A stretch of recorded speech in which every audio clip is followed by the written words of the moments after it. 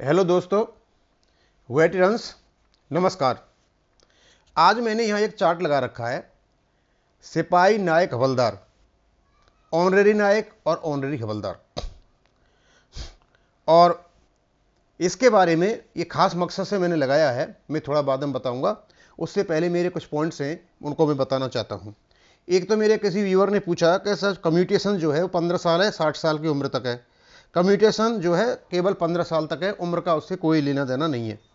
एक 667 सर्कुलर के बारे में जैसे ही मैंने आज ये डाला तो एक किसी व्यूअर ने कमेंट किया, साहब 668 सर्कुलर आ गया है और 4 किस्तों में भुगतान होना है। ऐसा कोई भी सर्कुलर पीसीडीए ने नहीं निकाला है, वो एक फेक सर्कुलर है। और अभी हम जंतर मंतर पर जितने भी वीडियो आते हैं ध्यान से देखते हैं कि आखिरकार क्या इनका ज्ञापन गया है और क्या जो जंतर मंतर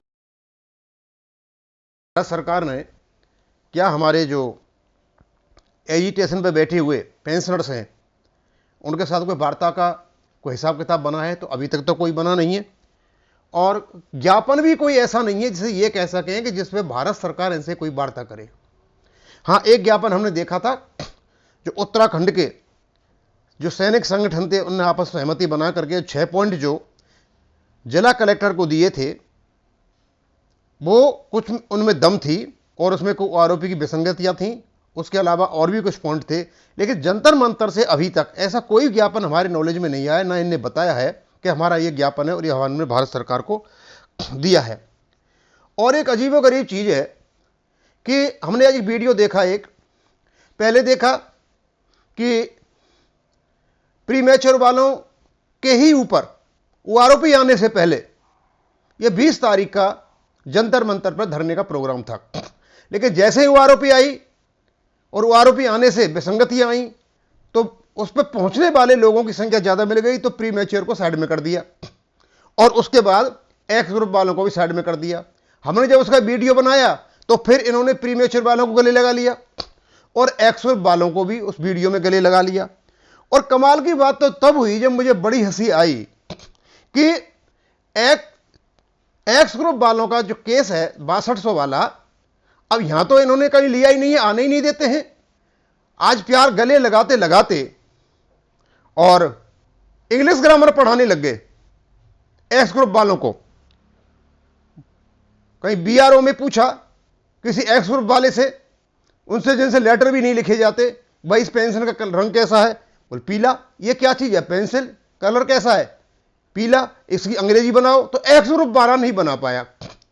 अब वहां अंग्रेजी बना के बताई किसी बाई ग्रुप वाले ने और कहते हैं कलर्ड पेंसिल येलो। अब मुझे तो यार बड़ी हंसी आई, जब नहीं आती है अंग्रेजी तो क्यों सिखाते हो दूसरों को? है येलो कलर पेंसिल होता है, वो कलर्ड पेंसिल येलो कोई अंग्रेजी नहीं होती है। और यदि मैं इसको कह दूं येलो कलर्ड पेंसिल, तो इसका मतलब जो पेंसिल है येलो कलर की नहीं है, उसको कर दिया गया है गोल्ड ऑब्जेक्ट या गोल्ड थिंग। और गोल्डन थिंग दोनों में फर्क है। मैं गोल्ड थिंग कहता हूं, गोल्ड आइटम कहता हूं, यानी सोने का बना हुआ है, लेकिन मैं गोल्डन लगा देता हूं तो सोने जैसा रंग है उसका, वो इन दोनों में फर्क है। इसलिए कलर्ड पेंसिल येलो कोई भी अंग्रेजी नहीं होती है। ये जो माहौल बनाया था सिखाने के लिए और दिखाने के लिए, इस प्रकार की चीजों की वहां जरूरत नहीं है। ना इनमें कोई एक्स ग्रुप वाला है और ना कोई बाई ग्रुप वाला है, इनकी कोई इज्जत नहीं बट रही है कि वहां दिखाने के लिए है कि भाई बाई ग्रुप वाले बहुत इंटेलिजेंट हैं, एक्स ग्रुप वाले बेवकूफ़ होते हैं, उनमें तो अक्ल ही नहीं होती है, या एक्स ग्रुप वाले बहुत वो होते हैं, वो अपनी अपनी ड्यूटी करते हैं, अपनी ड्यूटीज के लिए है। तो मैं आशा करूंगा इन चीज़ों से दूर रहा जाए। अच्छा नहीं है जब हंसी होती है, इसको कोई सुनेगा तो हंसेगा और बुरी तरह से। अब मैंने ये लगा रखा है सिपाही टू हवलदार, 15 साल का तो पहले लगा रखा है, और सिपाही टू हवलदार इसमें ऑनरेरी रैंक भी है। 15.5 साल से लेकर 26 साल तक का मैंने अलग लगा रखा है, क्यों एक में आ नहीं सकता था। अब यह कहा जाता है कि 17 साल का सिपाही, 22 साल का नायक, 24 साल का हवलदार, 26 साल का नायब सूबेदार, 28 साल का सूबेदार और उससे ऊपर सूबेदार मेजर। बस इनकी चर्चा की जाती है। यदि इनकी पेंशन बढ़ती है तो ओआरओपी बढ़ गई है, यदि इनकी घट जाती है तो ओआरओपी घट गई है। भाई ये बताओ मुझे कि क्या यही रैंक है क्या? इसके अलावा कुछ भी नहीं है क्या?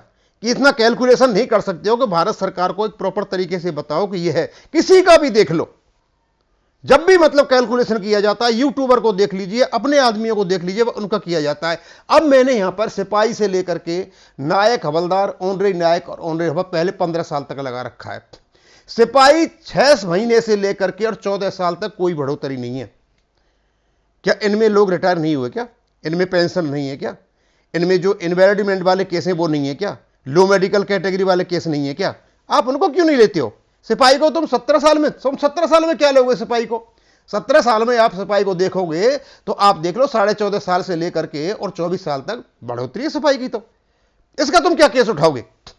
ये कह सकते हो हाँ कम मिला है, वो अलग बात है, वो आरोपी तो मिली है ना, लेकिन उससे पहले तो मिली नहीं, उसको क्यों नहीं उठाते हो? समग्र रूप में आरोपी की विसंगतियों को नहीं उठाया जा रहा है, केवल उसमें से फल खाए जा रहे हैं और यह दिखाते हैं कि हम आपके लिए बहुत बड़ी लड़ाई लड़ रहे हैं। उसी प्रकार नायक को आ जाइए, जितना भी लाल लाल हो रहा है यानी बढ़ोतरी नहीं हुई है। ईयर क्वालिफाइंग सर्विस में बगल में दे रखी है और जहां ये हरा हो जाता है वहां बढ़ोतरी हो रही है। उसी प्रकार हवलदार का देख लीजिए, 14 साल तक हवलदार की कोई वृद्धि नहीं है। भाई 14 साल से पहले भी तो हवलदार आए होंगे, 6 महीने का भी आया होगा, हवलदार एईसी होगा, हवलदार दोनों ग्रुप एईसी होते हैं, दूसरे ग्रुप में डायरेक्ट हवलदार आते हैं। उसके बाद जो जल्दी हवलदार बन जाते हैं वो भी तो होते हैं। उसके बाद ऑनरेरी नायक में देख लीजिए, ऑनरेरी नायक में कई सालों तक वृद्धि नहीं है और कसम वृद्धि है। उस बार ऑनरेरी हवलदार को देख लीजिए। और यदि आप कहते हो कि चलो हम तो उन्हीं का लेंगे, ऐसा सिपाही 17 साल लेंगे, तो तुम इसमें 17 साल क्या लोगे? उसका तो ऑलरेडी पेंशन बढ़ी है 18,700 ओवर ऑफिस ज्यादा है ओवर ऑफिस से। नायक का तुम क्या लोगे? 22 साल का 22 साल का नायक तो ऑलरेडी 21,244 पे है, क्या बढ़वाओगे तुम उसका?